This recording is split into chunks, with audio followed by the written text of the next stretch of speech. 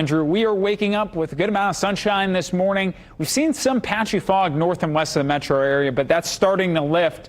And here's a look at the current conditions. Indianapolis at 73 degrees, lots of sunshine in central Indiana. It's going to be the case through a good chunk of the day. However, in the afternoon with the heat and humidity, we may see a few pop-up showers and storms. It's not going to be a widespread thing. Here's a satellite picture. Not much going on here in Indiana, nearby a high-pressure system. So our forecast will be quiet for today. The Indians are in action later on today and tonight. Temperatures starting in the upper 80s. Also worth noting, they are giving away 1,000 hats to the first 1,000 people in for Harry Potter night. So something cool to check out there. Temperatures in the upper 80s, as I mentioned, and we may still have an isolated chance at a shower storm through the evening, but overall hot and humid all the way through the evening, and that's going to continue in the forecast through the next couple days. All right, let's look at some of the rainfall totals from yesterday. And this is exactly what we mean when we're talking about isolated rain chances in our forecast. Yesterday, a good chunk of the area dry. And then if you're looking closely here, the east side of the metro area did pick up some rainfall, as well as areas in eastern Indiana, Richmond, over a ½ inch of rain from some of their pop-up showers and storms.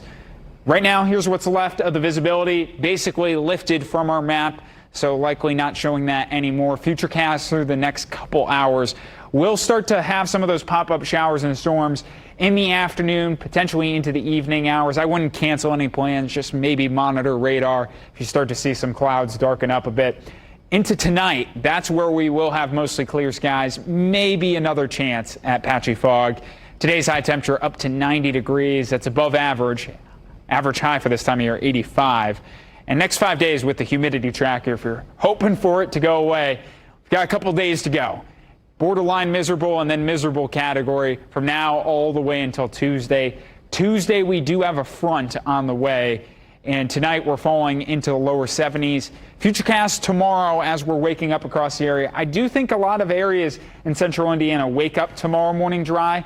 We'll go on into the midday hours. Rain chances highest for those in north central Indiana. This line of showers and storms is expected to fall apart the further south it goes. So an isolated rain chance for the metro and points south.